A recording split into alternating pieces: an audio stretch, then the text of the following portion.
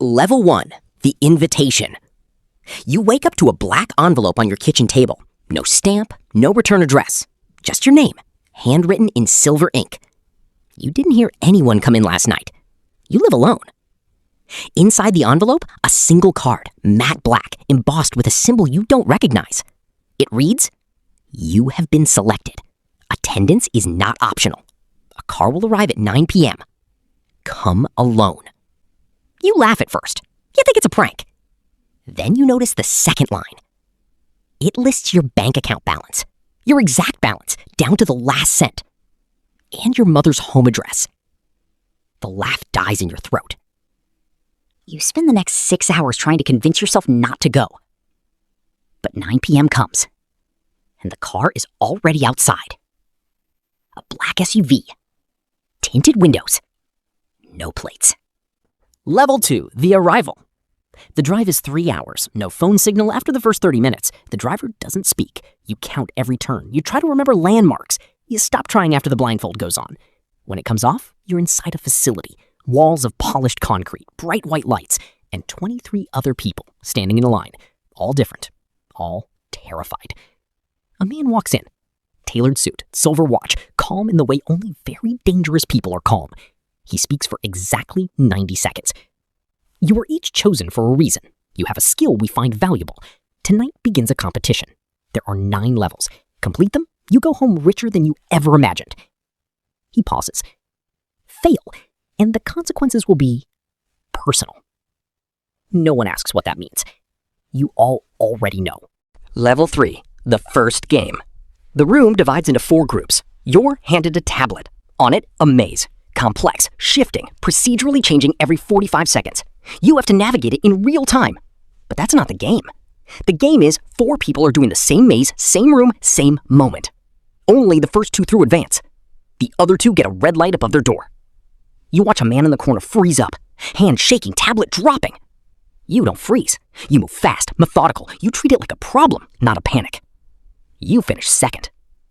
The door opens. The man who dropped his tablet doesn't move. 2 guards walk to him quietly. They don't drag him away. They just talk to him in hushed tones. He nods slowly and follows them out. You never see him again. And nobody explains what happened to him. That's the part that stays with you. Level 4, the Watchers. Between games, you're shown to a room. Clean, quiet. A bed, a desk, a camera in the corner. Always a camera. You eat alone. The food is good, surprisingly good. You start to understand the psychology. Comfort is control. The other competitors eat in the same hall. You clock them. There's a woman who never makes eye contact. She's calculating something. A man who smiles too easily. He's hiding something. A teenager, 16 maybe. You wonder what skill they think he has. On day 2, a screen appears in your room. Your performance, ranked, updated live. You're third. Below the ranking, a number. $240,000. Current projected prize pool for your position. You stare at it for a long time. You think about your debt. You think about your mother's medical bills. You stop thinking about the man who left through that door. Level 5, the negotiation. Level 5 isn't a game. It's a conversation. You sit across from a man, mid-50s, old money written all over him. He watches you through his glasses and says, "We don't need you to win. We need you to lose strategically." He slides a paper across the table, $500,000, deposited tonight to any account you name. All you have to do, slow down in the next round. Let the woman in the gray jacket pass you. You sit with that for a moment. $500,000. Your whole life rebuilt in one signature. You pick up the pen, then you put it down. Not because of morality. Because you remember what happened to the man who dropped his tablet. You think, what happens to people who take deals in places like this? You push the paper back. The man smiles like he expected that. "Smart," he says. He doesn't look disappointed. That's what scares you. Level 6, the thinning. 12 competitors remain. The games are harder now. Not just puzzles. Decisions. Real ones. Level 6, you're given a dossier on another competitor. Everything about them. Their debts, their family, their fears. And a task. Use it. You have 24 hours to psychologically destabilize them enough that their performance drops. No physical contact, no threats, just words, information, leverage. You feel sick reading it, but you also feel something else. You're good at reading people. You know exactly what to say. And you wonder when that became something to be ashamed of. You do it. You don't let yourself think too hard about it. The competitor cracks in round 7. You move up to second place. The prize pool updates. $1.1 million. You don't sleep well that night. Not because of guilt. Because you're wondering who has your dossier. Level 7. The offer. 7 left. The man in the tailored suit calls you in alone. No cameras this time, or that's what he says. He sits across from you and sets down a different kind of envelope. Not black. White. Inside, an employment contract. We don't just run games, he says. We build people. You've shown us something in 6 rounds.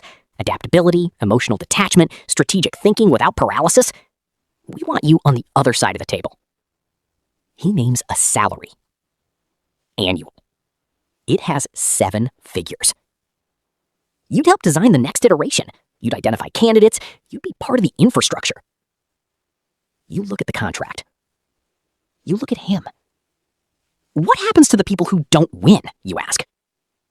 He smiles again, that same controlled smile. They're taken care of. He says it the way someone says it when they mean the opposite. You ask for 24 hours. He gives you 12. Level 8, the choice. You spend those 12 hours doing the math. Not the money math. You stopped caring about that 2 levels ago. The real math. How many people came in at level 1? 24. How many are left? 7. Where did the other 17 go? Taken care of. You think about the teenager. You haven't seen him since level 3. You pull apart everything you've observed, every interaction, every camera angle, every too clean room, and you land on something cold and clear. This isn't a game.